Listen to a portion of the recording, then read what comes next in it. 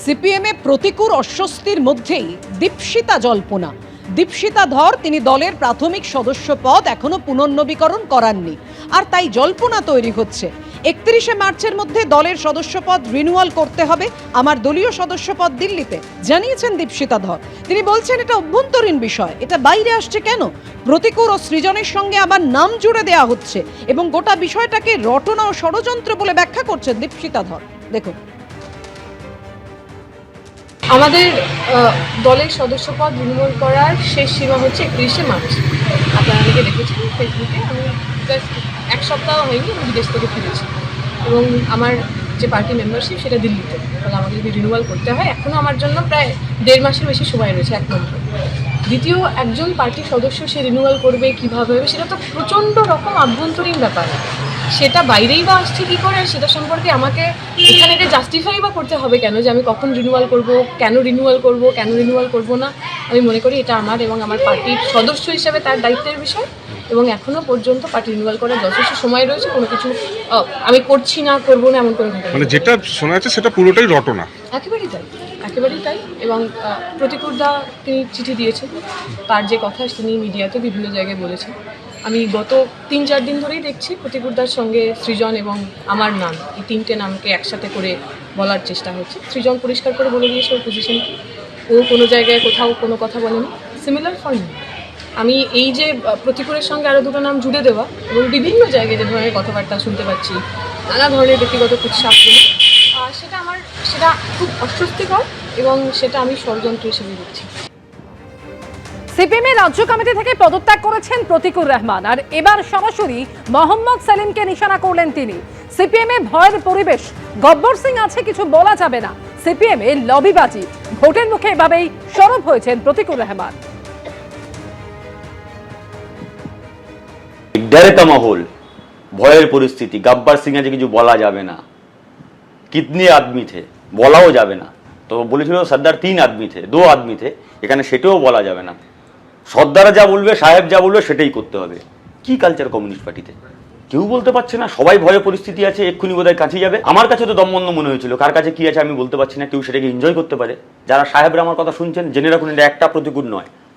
পশ্চিমবঙ্গের মাটিতে বুথে, ব্রাঞ্চে, ইউনিটে, লোকালে, তলায় হাজার হাজার প্রতিকূল আছে যারা প্রশ্ন করছে, এবং যারা প্রশ্ন করেছে বলেই তারা কর্নার হয়েছে। আজকের আমি প্রকাশ্য মুখ খুলেছি, হয়তো তারা পার্টির কারণে তারা মুখ খোলেনি, কিন্তু ব্যক্তির কারণে একদিন না একদিন মুখ খুলবে। সেদিন কিন্তু পালানোর পথ পাবেন না। মোহাম্মদ সেলিমকে নিশানা করেছেন, কিন্তু প্রশংসা করেছেন সূর্যকান্ত মিশ্রের। তিনি বলেছেন যে দলের সাধারণ সম্পাদক যখন ছিলেন সূর্যকান্ত মিশ্র, সমালোচনা করেছিলাম, কিন্তু তিনি ডেকে সেই সমালোচনা গ্রহণ করেছিলেন এবং পুরো বিষয়টা শুনেছিলেন। এটাই তো দলের সাধারণ সম্পাদক, এমনটাই তো হওয়া উচিত। একদিকে যখন মোহাম্মদ সেলিমকে নিশানা করছেন, এর পাশাপাশি লক্ষ্মীর ভান্ডারের প্রশংসাও করেছেন প্রতিকুর রহমান।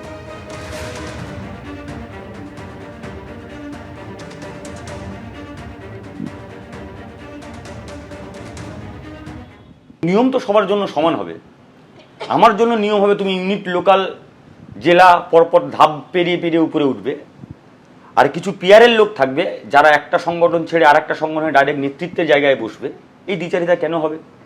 এই কমিউনিস্ট পার্টির সঙ্গে যে কমিউনিস্ট পার্টির স্বপ্ন আমি দেখেছিলাম তার সঙ্গে মেলাতে পারছি না। রাজ্য সম্পাদক সহ কিছু কিছু পিয়ারের লোক আছে, কিছু কিছু কঠোরের লোক আছে, কিছু কিছু খাস লোক আছে যাদের পরিমণ্ডলে উনি আবদ্ধ থাকেন, এবং তাদের কথা, ওনার কথাই তাদের কথা হয়। ওনার সেখানেও বলি তারা বলেন। এবং শুধু রাজ্য সম্পাদক না, এরকম অনেক দক্ষিণ জেলা সেক্রেটারি আছেন, ওনার কথাতেই দল চলবে, ওনার কথাতে হ্যাঁ বলতে হবে, ইয়েস স্যার বলতে হবে, তবে তুমি পদোন্নতি হবে। আচ্ছা, এতে দলের মধ্যে স্বার্থান্বেষী নয় যে তুমি তোমার মতের বিরুদ্ধে গিয়ে অন্যজনের মত তুমি হ্যাঁ বলছো, না বলছো, যা বলছে তাই করছো কেন? শুধুমাত্র পদ পাওয়ার জন্য। এতে অনৈতিক নয়? প্রশ্ন করা যাবে না? আগে রাজ্য সম্পাদক ছিলেন সূর্যদা, মিটিংয়ে ঢেলে সমালোচনা করেছি। ডেকেছেন কাছে, কি হয়েছে বলো আমাকে, আমি এই বিষয়টা আমার সমালোচনা লাগছে, আমি তাই করেছি। বললো ভালো করেছো। তারপর দিন ডাকলেন, ডেকে বললেন শোনো, অমুক বইয়ে পড়েছি আমি, তুমি যে লাইনটা বলেছো তোমার লাইনটা ঠিক, কিন্তু ওই নতুন ভাবনাটা তুমি দেখতে পারো। এটি তো রাজ্য সম্পাদকের কাজ, এটি তো নেতার কাজ। আমি সমালোচনা করব, গ্রহণ করবে, আমি ভুল হলে সেটা আমাকে শুধরে দেবে। কিন্তু এখানে এই প্রশ্ন যখন করেছি সৃজন ভট্টাচার্য নেই কেন, বললো জনপ্রিয়তার জামা পরানো হয়েছে তোমাদের গায়ে, জনপ্রিয়তার বড় আলখাল্লা জামা, তুমি সারা জীবন জিম করবে কিন্তু ওই জামাতে তুমি ফিট হতে পারবে না। কি উত্তর? আমি বেসিক্যালি প্রশ্ন করেছি যে নেই কেন সৃজনের নাম। এইখানেই প্রশ্ন করছি, আপনাদের জনপ্রিয়তা কি কারো কাছে ঈর্ষার কারণ হয়ে উঠেছে আপনারা? আমি জানি না, আমি তো একটা নগণ্য ব্যক্তি। ঈর্ষার কারণ, আচ্ছা যদি ঈর্ষার কারণ হয়ে থাকে আমাকে বলতে পারতো যে ভাই ঈর্ষার কারণ হচ্ছে, তো জনপ্রিয়তা বাড়ছে, তুই অন্তরালে চলে যা, আমি চলে যেতাম। সিপিএম এর ব্যাপার, এবং সিপিএম একটা বিরল প্রজাতির দল যে লোকসভায় শূন্য, বিধানসভায় শূন্য এবং রাজ্যসভাতেও শূন্য হতে চলেছে। কিন্তু ওখানে কিছু পুরনো আদর্শ নিয়ে চলা কিছু লোকজন আছেন এখনো,